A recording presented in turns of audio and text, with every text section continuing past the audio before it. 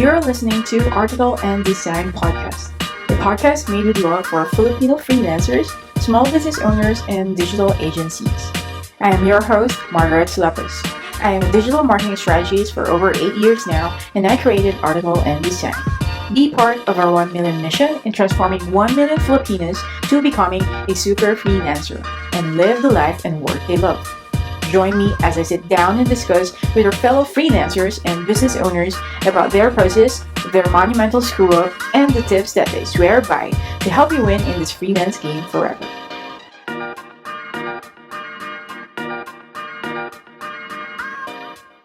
Hi everyone, we are back with a brand new episode of the Article and Design Podcast. And I have a guest co-host today. Hindi na siya bago sa atin guys, kasi she's been here last season, sa season 2. Na-interview namin siya sa kanyang amazing journey sa freelancing from a nurse, graduate, tapos isa na siyang lead designer and an owner ng Virtual Alliance. And of course, she's also a virtual assistant coach. So let's welcome back with a round of applause si Milna Vasquez. Hi Margaret. Thank you for having me. It's Of good course. to be back. Yeah. Eh, diba? Sabi ko sa'yo dati, please come back. Talagang Oo. bumalik ka. Alright. Diba? So, Sabi Milna, mo kasi balik ako, so balik ako. ayun. Milna, so yeah, I'm so thankful na you're here right now, not a guest, but as a co-host. Kasi itong topic natin today is something na very dear sa heart ni Milna eh. Di ba, Milna? So, kaya feeling ko hindi siya nakahindi din talaga eh. Sa topic na to. Kasi this is something na yung very passionate siya. Alright? So guys, ano yung topic namin today is we're gonna discuss, and I can't wait sa mga inputs ni Milna. So we're going to discuss a topic called How to Become a Highly Paid Filipino Virtual Assistant. Talaga hindi ka nakahindi, Milna, no? Oo, nung sinend mo sa akin, sabi ko, sige, go na to.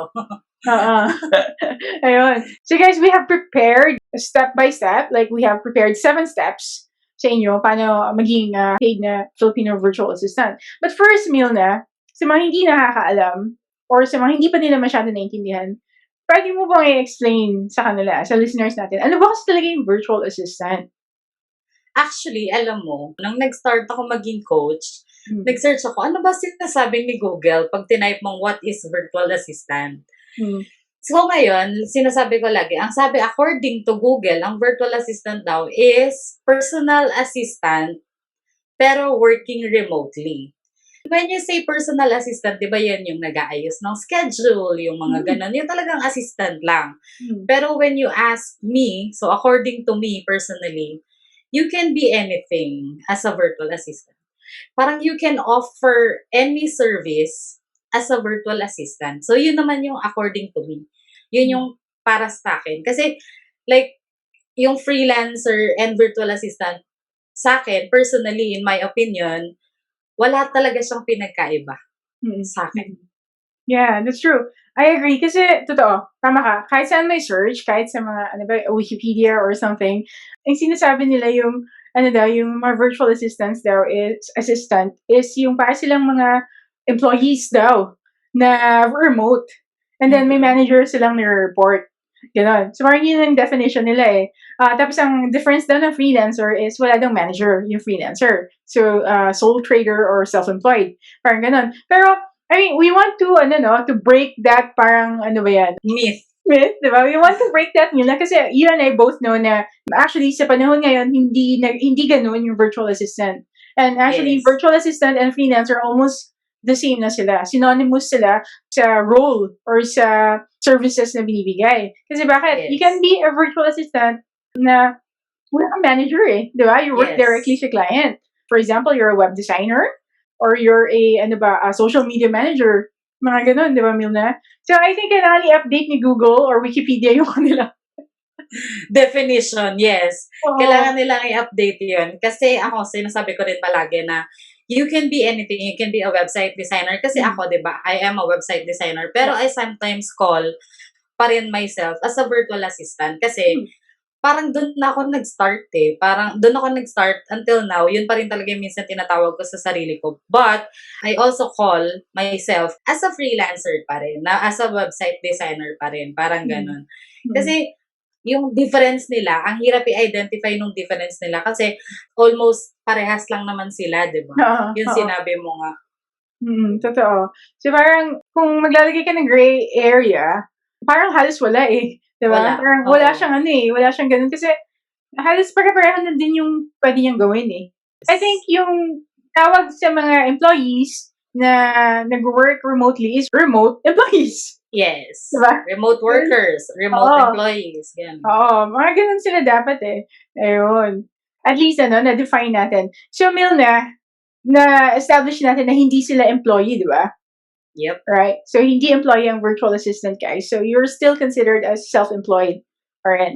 Even if you use the term virtual assistant or a freelancer in our case.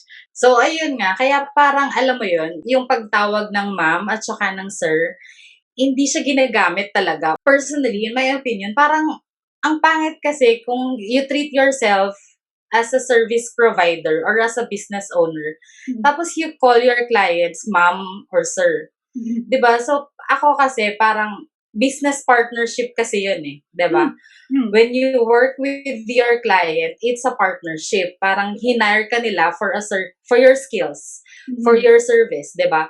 So hindi mo dapat sila tawaging ma'am or sir kasi hindi mo sila employer at hindi ka nila employee, 'di ba? Parang ganun. So hindi mo dapat sila tinatawag ng ma'am or sir at hindi ka rin dapat parang hindi mo rin dapat hinahayaan na itrato ka as an employee.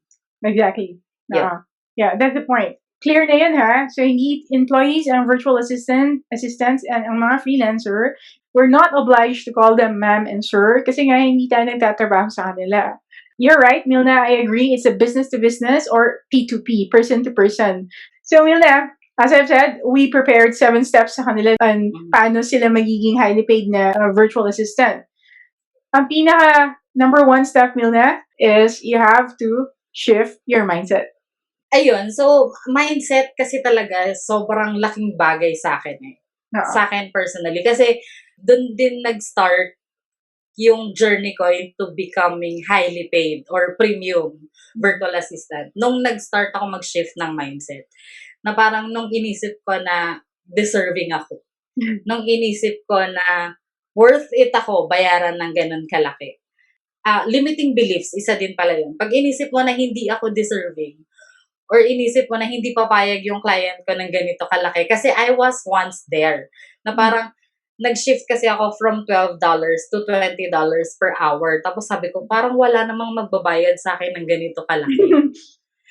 Limiting beliefs. Nung inalis ko yon, grabe, as in, sobrang nag-skyrocket talaga yung business ko until today. So, alam mo yung parang, mindset is really key. Ang daling sabihin, pero ang hirap i-implement. Diba? Ang daling sabihin kasi like for us, ako, sige, mag-shift ka ng mindset mo. Pero kung ikaw kasi yung nasa ganong sitwasyon na, paano? Diba? Paano ko gagawin? Ang hirap, diba? So, kaya tayo nandito is para tulungan sila when it comes to that. Number 1 is yun nga, yung diniscuss namin kanina, hindi tayo employees, tayo ay business owners or service providers, di ba? Ako, I call myself as CEO, o kaya yung owner, di ba? So, pero kasi, syempre, kapag nagsistart ka, ang hirap naman tawagin yung sarili mo na CEO, di ba? So, parang pwede mo tawagin yung sarili mo as service provider o kaya business owner, di ba? Service provider ka, hindi ka employee. Iyon, ikaw, Margaret, baka meron ka madadagdag.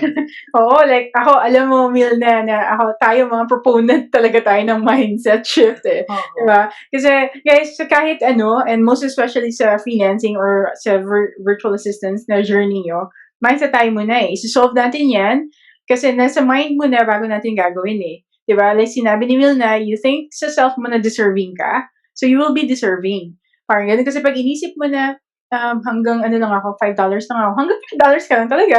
Kasi yun ang inisip mo eh. Magsisimula ka talaga muna sa ganun. Iko-condition mo yung self mo na magkakaroon ka ng strong mindset. Shift mo siya na, okay, deserving ako. And of course, syempre, kaya nga din kami ni Milna nandito para turuan din kayo sa mga skills. Kasi hindi pwede nag-shift ka na ng mindset mo na high premium virtual assistant pagkatapos wala naman palang high premium na skills. So, ibang usapan yun. Going back, tama si Milna, isipin mo siya din yung limiting beliefs mo, dahan-dahan mo siyang tatanggalin. Like ako din, Milna, same sa'yo. Yung first ko is parang hourly rate yung gusto nila eh. Parang ganun. So, parang nag-propose ako. So, ang kapal ng mukha ko na nag-propose ako ng per article. Kasi writer ako at first, diba? So, per article, ayoko magpabayad ng hour. Sabi ko ganun. Kasi sabi ko, mabilis lang ako magsulat. Ganun. So, 15 minutes lang ang babayaran nyo sa akin. Parang ganun. So, naglakas ako ng loob. Shinif ko yung mindset ko na ipropose ko siguro na per article ako. Bumayag yung client. So, from $5 ako per article, naging $20, $25 per article. Nung time na yun, back then nung nag-start ako. So, yun. Nag-shift lang din talaga ako ng mindset. Kasi naniwala ako sa sarili ko din. Inano ko din talaga na kaya kong gawin yun. Yung project na yun. Shinif ko yung mindset ko, nag-propose ako. Tinanggap din naman niya. Oh, di ba, Milna? Oh. Yes. Ganun talaga. Kasi kailangan, di ba parang ano yung sinasabi nila, kung ano yung iniisip mo, yun yung sinasabi mo. Tapos parang yun na yung pinaniniwalaan mo, di ba? So, hi Filipino freelancers, this is Margaret. I am a freelancer and a business owner. Let me tell you about a favorite tool I use to receive and send money overseas. I started to use this tool this year because of its lower fees than the other payment tools that I've been using. The tool is called Wise, or formerly known as TransferWise. Wise is an online account where you can send money abroad or get paid in other currencies. It is a lot cheaper than the other payment methods or platforms na nakasanayan natin, and there's no horror of your money being frozen or put on hold. It's a great payment tool sa tulad nating mga Filipino freelancers. For example, ako, as a freelancer, I live in Australia and I have a client in the UK. So what I do is I connect my Wise account in my invoicing app and I can receive the money in my currency fast and with lower fees. And as a business owner myself then, I send money to the freelancers in the Philippines and they don't get charged with ridiculous international fees. Most of all, it's free to create your Wise account. So you can open different currencies and can even order your own debit card and use that account to get paid or shop online sa mga tools na kailangan mo as a freelancer. Go to articleondesign.com/wise and learn more on how you can use this as a Filipino freelancer and save tons from international fees. After all, you've worked so hard and you deserve that money. So, paano gamitin ng Wise and paano mag-open ng Wise? Just go to articleondesign.com/wise and follow the steps in how you can use it now. Yun. Yeah. Kaya dapat, kung ano isipin mo dapat, deserving ka, tapos sabihin mo na deserving ka, and then paniwalaan mo na deserving ka. Yun. Yeah, that's number 1. Ano yung number 2 step, Milna? Napaka-importante. Okay. Number 2 is identify what skill to offer. I think si Margaret, meron siyang unit sa Article and Design na Facebook group about premium skills, di ba? I think meron ka na. Yun, so pwede nyo rin panoorin yun. Pero skills, ako kasi, yung skill ko, nasa akin na siya. Hindi ko lang alam na meron ako. Ang sinasabi ko din is, I truly believe na meron ka na ng skill. All you just have to do is find it. Yeah. Find it within you, di ba? Parang, yung website design kasi, MySpace pa dati, yung panahon pa ng MySpace. Nagdi-design na ako. Tapos, nung nag-start ako ng wedding planning business, na-discuss natin to nung last episode. Nung last episode na nandito ako, nag-guest ako. So, nung nag-start ako mag-wedding planning business, design-related pa din siya. And then, unang encounter ko with WordPress is nung nag-open ako ng website for my wedding planning business. So, nung nag-start ako mag-open ng WordPress, parang at first, yung unang gamit ko pa lang kay WordPress, may connection na. Alam mo yung parang, alam ko na, oo, exactly. So, nung unang gamit ko pa lang sa kanya, alam ko na parang gusto ko talaga siyang gamitin. And then, nung nag-start yung Virtual Alliance, nag-WordPress ulit ako. Then, yun, parang in-enhance ko na lang yung skill ko sa WordPress, tapos in-enhance ko yung skill ko sa pagde-design ng website. And then, here we are Ayun. today. I'm a website designer. No. Diba? And an Yun. owner. Diba? And a owner. coach. Diba? And a coach. You're sharing lahat ng pinagdaanan mo. So, yeah, totoo. You have to identify ano yung skill na i-offer mo din. Talaga. It's a great thing kay Milna na nandun na sa kanya eh. Tapos, talagang dahan-dahan na lang niya na-release, kumbaga, yung Kraken. It's within you eh, diba? Tama ka, nandun sa grupo din natin, Milna, na may unit ako doon na tinuro sa mga skills. And paano nila madidiscover yun? Yung sinasabi na wala akong skill, isipin mo ano yung strength mo. So like yung kay Milna, may strength siya kasi sa design eh. So in-enhance niya yun and din-develop niya. So naging skill talaga siya na highly polished skill na. And then hanggang sa nag-WordPress ka na, nag-ano ka na, di ba? So yun guys, mag-identify tayo anong skill na i-offer natin. Kung wala kang skill, titingnan mo ano yung parang strengths mo. Di ba? Tapos kung mag-work ka, sisimulan mo doon. For example, like ako, wala din ako alam dun sa freelancing, nagsimula ako, di ba? So sabi ko, ano ba kaya kung pwede ko i-offer? Writing. Sabi ko gano'n kasi parang gusto ko yung writing pero hindi ako writer. Pero gusto ko siya. Parang gano'n. So, yun yung parang sinimulan ko. Diba? Hanggang sa iba-iba na. Naging website developer din ako. Naging sa SEO and everything. Hanggang sa digital marketer. So, ganun lang guys. Mag-identify tayo ng skill na i-offer natin. And then, I think, Milna, very important na which is i-discuss natin sa next step, na mag-identify sila then nung niche. Which is, nandun na tayo, papasok siya sa step 3 natin. Which is, identify your target market. Ano masasabi mo dyan sa mga niche, Milna? Napaka-importante din yan, di ba? Oo, sobrang importante talaga yan. Pero, before tayo pumunta sa number 3, dadagdag ko lang din dun sa number 2. Di ba? Sabi namin is skill. Sabi ni Margaret, skill. Pag wala kang skills, your strength. Di ba? Ako naman, pag wala ka ng skill, your passion. Yun yung sinasabi ko. Passion. Same lang din naman siya ng strength. Ako parang, yung passion mo, yung kung ano yung nag-e-enjoy ka gawin. Kung ano yung gusto mong ginagawa. Kasi like si Margaret, di ba?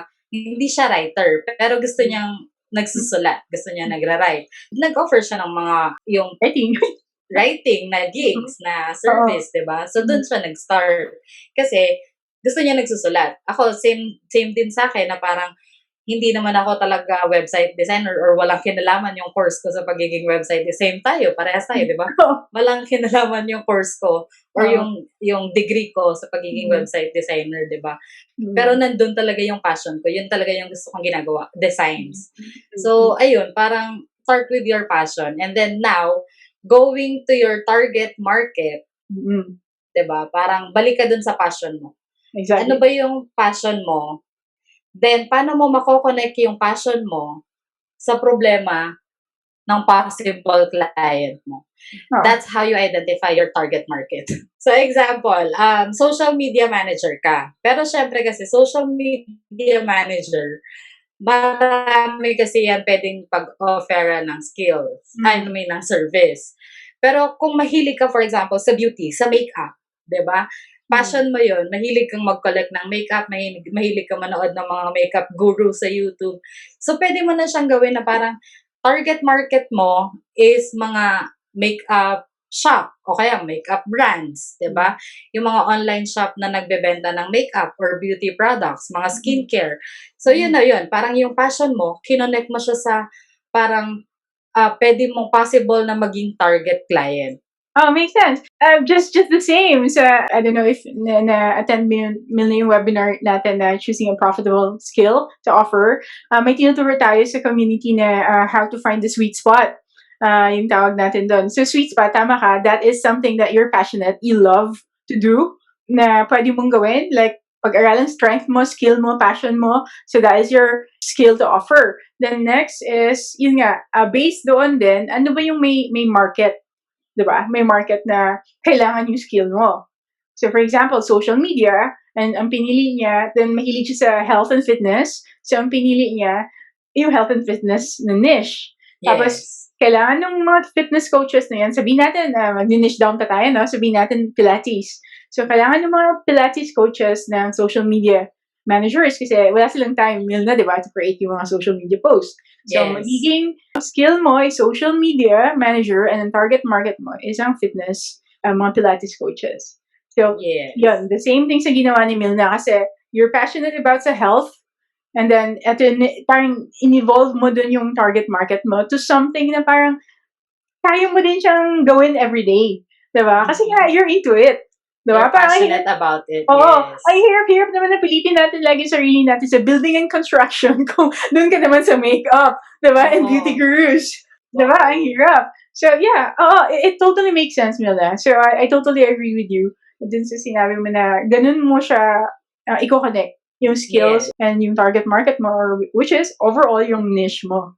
Okay, and then now, syempre, number 4 is to set up your profile and business the right way. Yes, of course. Going back sa sample namin kanina ni Milna, which is yung social media manager Milna, ng mga fitness coaches. Paano mo ba i-set up yung business mo or yung profile mo the right way? So, since social media manager ka, siguro tama lang naman, Milna, na mag-open siya ng social media. First, diba? First and foremost, either pipili ka ng Facebook, nasa sa kanya, Facebook, Instagram, or LinkedIn. I suggest yung mga nagsisimula, pipili sila ng isa na kung saan din yung target market nila actually. So, pipili ka ng social media mo and then, syempre, maglalagay ka ng matino mong picture. Yung nakapag-smile ka naman, hindi yung parang may emo ka, nakabini ka, nakatago ka. Virtual assistant ba to? Ano ba to? Diba? So, ganyan, lalagay sila ng profile na matino and then kung ano yung offer nila, Milna, diba? So, kailangan din nila ng social media manager sila for health and fitness coaches, yung mga ganun. They can start with that one. Pagkatapos, social media Milna, anong kailangan nilang gawin sa profile nila? Yes, syempre, kailangan, bukod dun sa sinabi ni Margaret na kailangan merong maayos na picture, 'di ba? Yung parang kita naman yung face mo, tapos makikita nila na parang friendly ka, 'di ba? Okay na tayo doon. Yung profile, kailangan set up mo rin 'yun, 'di ba? Sabi ni Margaret. And then of course, susunod is maglagay ka ng laman, 'di ba? Magpo-post ka. Kasi hindi naman pwedeng sinet up mo lang siya tapos hinayaan mo lang. Hindi ganoon, 'di ba? Kasi kailangan ma-build mo yung brand authority mo na parang malaman ng mga tao, especially nung target market mo, which is health coach, sa example natin, malaman nila na nandyan ka. Parang, ay, meron palang virtual assistant for health coaches or fitness coaches. So, try ko nga makipag-connect with her or him, di ba? So, yun, parang kailangan mong ma-build yung brand authority mo. Kailangan mong ma-build yun. Yeah. Through social media, yun, platforms. Yeah, exactly. So, magpo-post ka, be visible sa social media na yun. Kasi, you're right, Milna. Yung iba, kasi dati may nag-apply sa amin na freelancer for a website developer. So, nilagay din niya din yung Facebook page niya. Pero, walang laman yung Facebook page niya. Although, yeah, he's a website developer. Pero minsan naman, maglagay ka ng picture. Kasi parang nilagay lang yung picture is yung avatar na animated. Tapos nilagay niya dun sa signature line niya ng email, yung kanyang profile. So, di ba parang namang hindi masyado professional yung ganon, the thing. So, dapat ayusin din naman natin, guys, yung mga profiles natin. Kung plano mo talaga maging seryoso talaga sa virtual assistant. Tapos yung brand authority, napaka-importante para ma-establish mo yun at first. Kasi sunod-sunod na yan nagkaroon ka na ng brand authority, nagkaroon ka na ng brand recognition. Ayun, so, kaya makikita ka na ng client. Wait, may social media for fitness. Parang gano'n. Yes. Right. Like, magiging visible ka na sa kanila. Diba? So, step 5, Milna, is, of course, yung tulad na sinasabi mo, Milna, yung sa group ninyo, sa group din natin, di ba? Yung sinasabi mo na, this is the shortcut. We're giving you the shortcut. Like sa amin, yung sinasabi namin, we're giving you the fast track. Kay Milna, she's using the word shortcut. Ganon. We're giving you the shortcut to ganito. Kasi, that's right, guys. Kasi bakit? Tulad ng sinasabi ko, kung wala talagang pa yung idea, paano gawin to, is titingnan niyo yung nakagawa na nito. Like, for example, in our cases, medyo nauna kami sa inyo, so kaya tinuturo namin to sa inyo, ang goal namin is you learn from us. Na para hindi nyo na din magawa yung mga mistakes din namin before. Di ba, Milna? Which is medyo madami. Yes. Marami talaga. Learn from people who did it before you. Like si Milna, she's also a virtual assistant coach. Like ako naman, ang tawag ko sa sarili ko, hindi ako sanay na tawagin yung sarili kong coach, Milna, and hindi ko tinatawag yung sarili ko na coach. I think, ang tawag ko lang is collaborator, parang gano'n. Or guide, a tour guide, okay lang sa akin. Tour guide. Tour guide to freelancing, guys, okay. Sige. So, bakit ba, Milna? Bakit ba maganda na makinig din sila sa atin, di ba? Kasi yun, yung sabi mo, di ba, parang we've been there. We've been through it. So, para ma-prevent natin na yun, yung mistakes, yung trial and errors, para ma-prevent nila, mas maganda na parang you learn from people who's been there, di ba? Parang people who went through shits. Pwede ba yun? Pwede yun.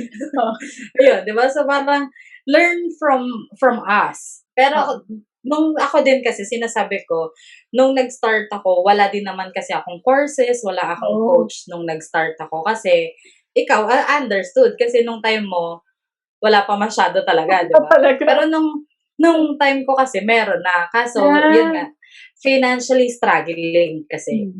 Nag-struggle financially. So, wala akong means to enroll. Yung mga ganun sa mga courses, wala akong means to enroll sa mga coaching programs, workshops, yung mga ganun, diba? So, pero ngayon, nung meron ako, ngayon ako nag-i-invest sa mga coaches, sa mga courses, ngayon.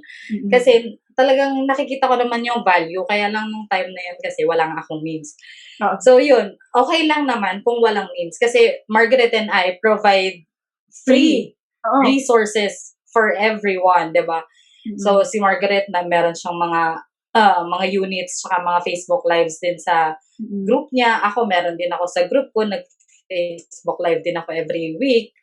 So, pwede ka you can start from there. Tapos, kapag nagkaroon ka ng alam mo yun, ng means or nagkaroon ka na ng enough finances para mag-invest sa mga courses and coaching programs, then go. Pero, ang ako kasi, hindi ko ipinipilit siya sa tao. Alam mo yun, na parang kasi naiintindihan ko naman yung iba na talagang wala talagang means, di ba? Like, guys, ayun nga, sabi ni Milna, you can hang out both sa groups namin, and nag-hangout din kami sa mga groups ng isa't isa eh. So, if you can hang out both sa Freelancing Society, Philippines, di ba Milna? And sa Article Designer Group, ang daming free lessons lang dun eh. Like, sa mga webinars pa lang namin, makakakuha na kayo eh, ng tips, di ba Milna? And then, tama si Milna, gusto ko yung sinabi mo na word na investment. Kasi, totoo eh. Mag-i-invest ka sa self mo.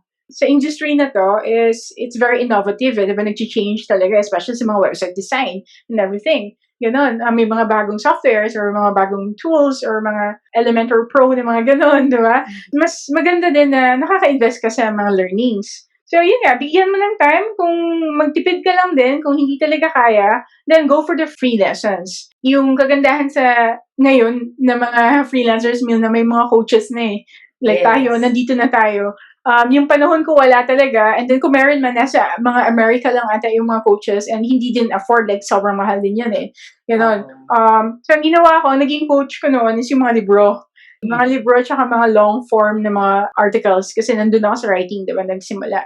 So, yun yung naging coach ko ng time na yun. Pwede kang, pag wala ka idea, titingnan mo sino ba yung mga freelancers na nauna, tapos titingnan mo paano sila ba naging successful. And kung you're lucky enough, nandun ka sa mga groups namin, or hindi pa, sumali ka sa mga groups namin ni Milna, and then may mga free lessons doon.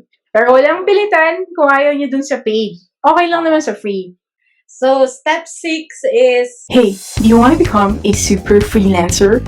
A super freelancer is a highly paid, creative, happy, and globally competitive freelancer. If you want to become one, you can enroll in our Super Freelancers course, 21 Steps to Fast Track Your Freelancing Business. We will teach you how to create systems, automate some of your workload, and how to avoid the feast and famine situation of chasing clients after clients. So go to articleanddesigncourses.com and use the coupon code PODCASTFRIEND to get your 400 pesos discount. This is exclusive to our podcast listeners only. So see you there. To start applying and implementing what you learned. Siyempre, di ba, parang hindi naman pwedeng nag-aral ka lang tapos hindi ka nag-take ng action. Kailangan, kung ano yung napag-aralan mo, be it free or paid, kailangan gawin mo, 'di ba? I-implement mo yung mga natutunan mo, 'di ba? Kasi for you to be successful, natuto ka dun sa mga tao na naging successful na. So, ibig sabihin, effective yung ways nila. So, pag in-implement mo yung ways nila, you will get there, 'di ba? Eventually, doon din sa sitwasyon nila ngayon, mapupunta ka rin doon if you take action. Exactly. Oo. Totoo yan. Kasi ganito eh. Di ba, first sinabi namin ni Milna, mindset eh. So, isi-shift mo yung mindset mo. So, nakapag-shift ka na ng mindset. So, ready ka na, excited ka na. Tapos, pumunta ka na sa grupo namin ni Milna or nag-attend siya ng webinar natin or nanood siya nito. Di ba? Nanood siya. Pagkatapos ng Milna, sige, after na, natulog na siya. Or, Wala. Di ba? wala. Like, literally, wala siyang ginawa dun sa lahat ng sinabi natin. Diba? So, walang commitment. So, walang execution. So, nandun yung motivation eh, kasi na-motivate sila sa mga pinagsasabi natin. Pero nawala ng commitment and execution. So, walang mangyayari sa inyo, guys. Kung puro mindset lang tayo, wala tayong action. Hindi din kayo talaga magiging highly paid na virtual assistant. Tama yun si Milna na you have to implement ano yung natutunan mo. Napaka-importante. And tama yun, Milna, kasi parang yung ginagawa ko din dati, every time may nababasa ako, dun sa, yung nagsimula ako sa writing, ina-apply ko siya dun sa writing, kaagad. Parang sinusubukan ko siya. Ganun. Tapos, parang ganito pala. So, parang sasabihin na, ganito, dapat i-divide mo sa paragraphs yung isusulat mo para mas magandang basahin. Mga ganun lang. So, in-apply ko yun dati. Tapos, pala, okay to siya. So, in-apply ko siya talaga yung natutunan ko. Parang gano'n. So, hanggang sa feeling ko, nag-improve naman talaga ako noon. Alam mo yung gano'n. So, nandito tayo nga sa article ng design. Di ba kung hindi ako nag-improve, siguro walang gano'n. So, operative word, implementation. Di ba? Yes. Implement talaga Action. Action. Action and implementation. Exactly. Ayan, guys. So, eto. Ang next step natin, Milna, which is the last step. Paano ba maging highly paid na virtual assistant? Kasi, magko-continue ka, maglo-learn eh. Di ba? Yes. Magko-continue ka na i-develop yung sarili mo or yung skills mo. Tulad ng sabi namin kanina, na-shift mo na yung mindset mo nga na highly paid ka, pwede ka maging highly paid, pero hindi mo din-develop yung skill mo. So, yung step 7 namin ni Milna is, of course, the best way for you to learn is to ask for feedback. So, anong techniques mo, Milna, or tips mo? Paano sila makakapag-ask ng feedback? Sa clients, talagang I always ask feedback. Kasi syempre, nasa design ako eh. Pero actually, lahat naman talaga dapat nag-ask ng feedback sa clients. Kasi parang it's one way for you to learn pa or to upgrade your skills. Kasi baka mamaya, hindi pala gusto ni client mo, tapos hindi ka nag-ask ng feedback. So, na-lost mo yung opportunity to learn more, 'di ba? Na parang to improve pa yung skills mo. So, ayun, parang ako I always ask feedback. Meron akong form kapag sa website design, meron akong form na parang may mga questions doon na what went well when we're working together, yung mga ganun. Tapos what could have been better, yung may mga ganun akong questions, at saka what could be improved, yon. So, pag ganun, kailangan talaga, we always ask feedback kasi it's always a room for improvement. Diba? Exactly. Oo. Parang siya, Milna, no? Parang siyang survey form. Oo. Yes. Parang siyang survey form. Oo, exactly. Ginagawa din namin siya sa agency and sa consulting ko, business. Pero ginagawa ko siya after ma-finalize yung project. Ganun. So, after ma-finalize yung project is nagpapadala din kami ng survey form. May mga set of questions ka talaga na itatanong sa kanila and make it easy for them then na yung mga questions baka may sobrang naghihingi ka na pala ng essay, diba? Kung ano-ano. Yung simple questions lang, Milna eh. Yun nga, sabi mo, ano yan, what could have been better, yung mga ganun. So, or pwede kang magtanong din, parang, ano ba yung saan ka nag-enjoy most during sa, working relationship natin. Para malalaman mo din yung parang soft skill mo as a person eh. Diba? So, yun. So, yeah, that's really important, guys, na parang may survey form ka rin, however you do it, depende kung saan ka service-based skill. Pero sabi nga ni Milna, I think it's necessary sa kahit sa lahat, na gagawin natin to. Ask tayo ng feedback, kasi it's a way for us na makapag-improve pa. Yes. Kasi kung ano yung mga sinulat nila doon, may mali ka pala eh, so, pwede may improve you next time. Diba? So parang may sinabi siya doon na sana mas naging timely pa yung pag-submit mo or sana mas update ka pa. Parang yung mga ganun-ganun. As simple as that. Diba? So na-realize mo na, okay, i-incorporate ko siya sa next ko na client. Yes. Diba? So, ayan guys, tapos na tayo. And recap lang natin yung 7 steps. Number 1 is mindset shift. Number 2 is identify what skill to offer. Number 3, identify your target market. And then number 4, set up your profile and business the right way. Number 5, learn from people who did it before. Then number 6 is start applying and implementing what you learned. Siyempre, take action.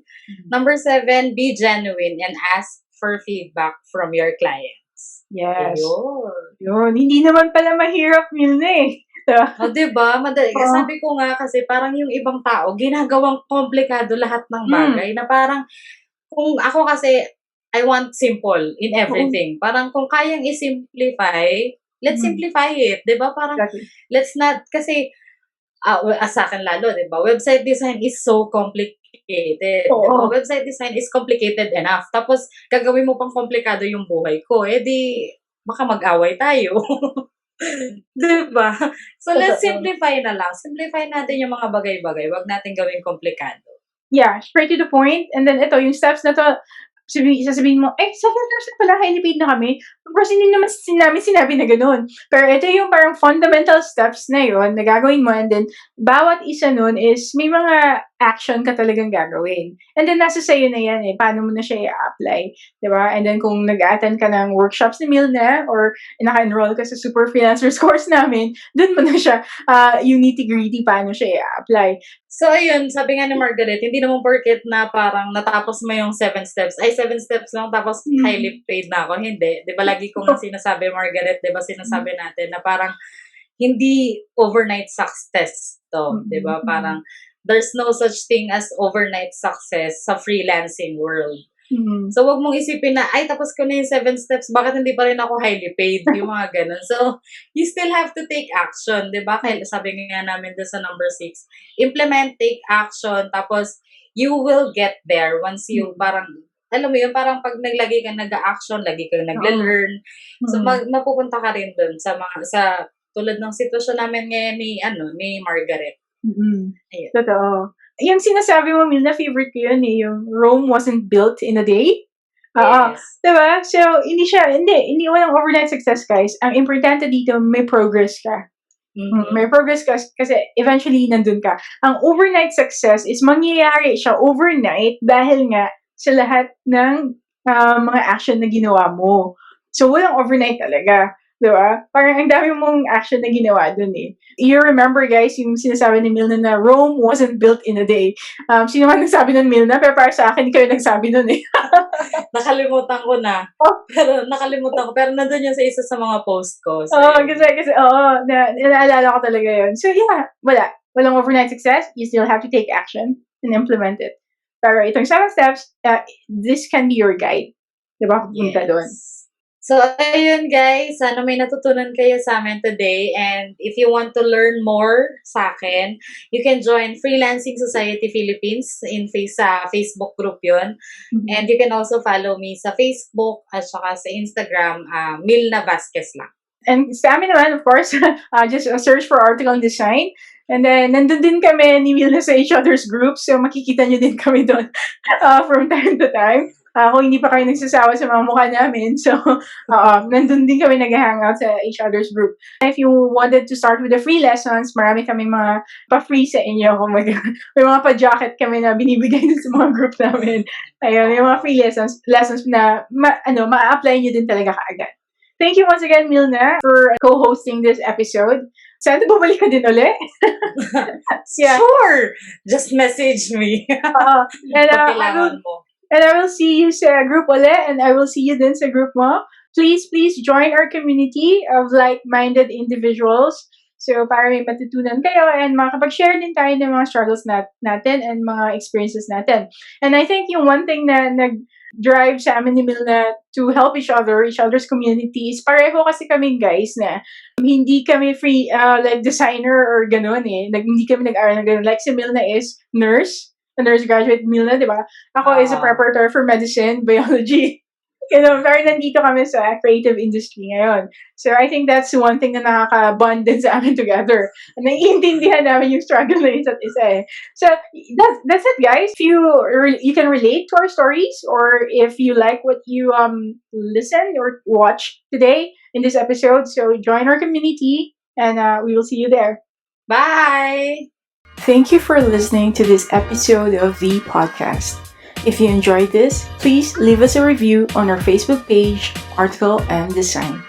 Please also follow us on our YouTube channel called Article and Design for more tips on freelancing and business. And if you want to go to the next level, check out our courses at articleanddesigncourses.com. See ya!